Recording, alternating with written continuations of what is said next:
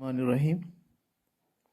سبق گیہوں کا دانہ جو ہم نے پڑھ لیا ہے اس کے درسی سوالات اور مشکل الفاظ کے معنی فرہنگ اور خالی جگہوں کو پر کرنے کے جو سوالات آتے ہیں ان پر آج ہم گفتگو کریں گے۔ تو شروع کرتے ہیں آج کا جو ہمارا جو سبق ہے، جو آج کا موضوع ہے درسی سوالات اور مشکل الفاظ کے معنی۔ تو یہاں سے ہم اپنی شروعات کرتے ہیں۔ سب سے پہلے ہمارے پاس یہ کچھ مشکل الفاظ ہیں جن کا معنی ہم جاننے کی کوشش کریں گے۔ دریافت کرنا، دریافت کرنا ہو گیا معلوم کرنا، کسی چیز کے بارے میں کچھ علم حاصل کرنا، جاننا۔ مطمئن کرنا، مطمئن ہونا ہو گیا اطمینان رکھنا، اس کے یعنی دل مطمئن رکھنا۔ حاضر، حاضر ہو گئے جو سامنے ہوں گے، موجود ہوں گے، ان کو حاضر کہتے ہیں۔ تو رواج ہے، اس کے بعد رواج ہو گیا طریقہ۔ اگر ہم ان کو جملوں میں استعمال کرنا چاہیں گے تو ہم اس طرح کریں گے: راجا نے دریافت کیا کہ آخر یہ گیہوں کا دانہ کس زمانے میں بویا جاتا تھا۔ مطمئن ہونا، اس زمانے کے لوگ اپنی کمائی سے مطمئن تھے۔ حاضر، دربار میں حاضر وزیر گیہوں کے دانے کو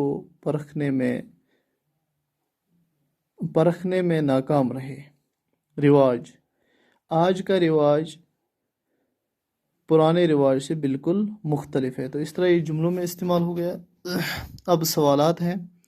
سوالات میں سب سے پہلا سوال یہ ہے: یہ کیسے پتہ چلا کہ وہ انڈا نہیں گیہوں کا دانہ تھا؟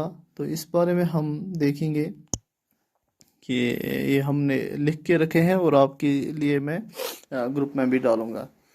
تو سوال نمبر 1 ہے، میں پڑھوں گا آپ کے لیے اور آپ پھر نوٹ کر کے اپنی کاپی پر بھی لکھیں گے۔ سب سے پہلا سوال یہ ہے: یہ کیسے پتہ چلا کہ وہ انڈا نہیں گیہوں کا دانہ تھا؟ جواب: جب راجا کے دربار میں گیہوں کے دانے کو کھڑکی میں رکھ دیا گیا، ایک چیل آئی اور اس نے اس میں چھید کر دیا تو پتہ چلا کہ وہ انڈا نہیں گیہوں کا دانہ ہی تھا۔ تو اب سوال نمبر 2 جو ہے ہم پڑھیں گے: سب سے زیادہ کمزور کون تھا، بیٹا، باپ یا دادا؟ جواب: سب سے زیادہ کمزور بیٹا تھا۔ اس کے بعد سوال نمبر 3 ہے: بڑے دادا نے اس دانے کو کیوں پہچان لیا؟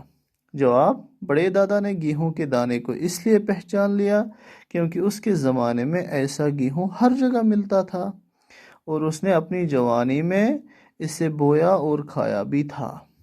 اب سوال نمبر 4 کی جانب آ جائیں گے: آج کے انسان کی زندگی دکھ بھری کیوں ہے؟ جواب: آج کا انسان اپنی کمائی پر مطمئن نہیں ہے، اپنے پڑوسی کی دولت کی طرف للچائی ہوئی نظر سے دیکھتا ہے، خود کاہلی کا شکار ہے، محنت نہیں کرتا اور خدا پر ایمان نہ رکھنے کی وجہ سے زندگی دکھ بھری ہے۔ اب خالی جگہوں کو پر کیجیے۔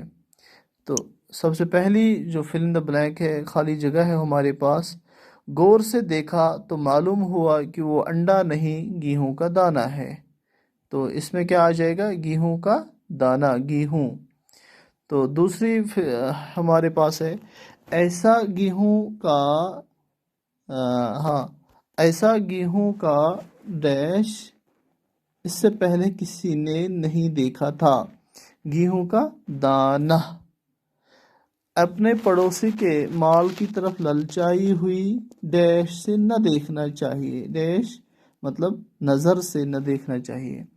اس وقت ہر انسان اپنی ڈیش پر بھروسہ کرتا تھا، محنت پر بھروسہ کرتا تھا، اس لیے اس کا گیہوں اتنا بڑا ہوتا تھا کہ دیکھنے میں انڈے کی ماند لگتا تھا۔ تو یہ سارے ہم نے لکھ کے رکھے ہیں۔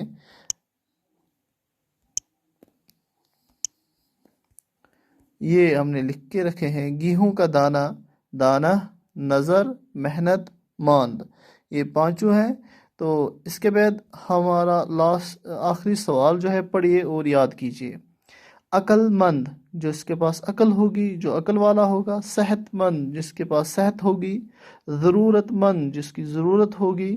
درد مند جو دوسروں کی درد رکھتا ہو، غیرت مند جس کے پاس غیرت ہوگی، گنہگار جو زیادہ گناہ کرتا ہوگا، دیندار جو دین پر عمل کرتا ہوگا، مالدار جس کے پاس مال ہوگا، اسی طرح سے شاندار جو بڑا عالی شان ہوگا، چمک دمک والا ہوگا، حیادار جس کے پاس کیا ہوگی، حیا ہوگا، دیانتدار جو دیانت رکھتا ہو، یعنی دیانت سے کام کرتا ہو، ایماندار جو ایمان رکھتا ہو۔ ہم ان سب کو کسی کے ساتھ صفت کے طور پر استعمال کر سکتے ہیں۔ مالدار صفت ہے، حیادار صفت ہے، ایمانداری صفت ہے، عقل مند صفت ہے، وہ بڑا عقل مند انسان ہے، وہ بڑا ضرورت مند ہے، وہ غیرت مند ہے۔ تو اس طرح سے ان کو صفت کے طور پر۔ اس کہانی کو پڑھ کر آپ کو کیا سبق ملا؟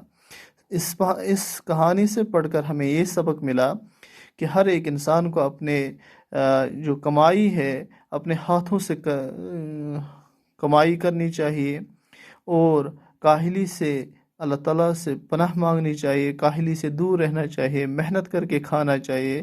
تو دوسروں کی جو کمائی ہوگی اس پر لالچ بری للچائی ہوئی نظر سے نہیں دیکھنا چاہیے۔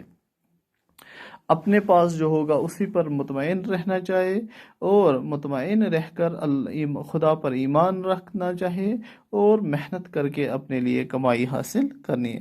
یہ ہمیں اس سبق سے یا اس کہانی کو پڑھ کر سبق ملتا ہے۔ تو اس طرح سے ہم نے یہ درسی سوالات جو ہے یہ اختتام کو پہنچے۔ امید ہے کہ آپ کو یہ سب سمجھ آ گیا ہوگا۔ والسلام۔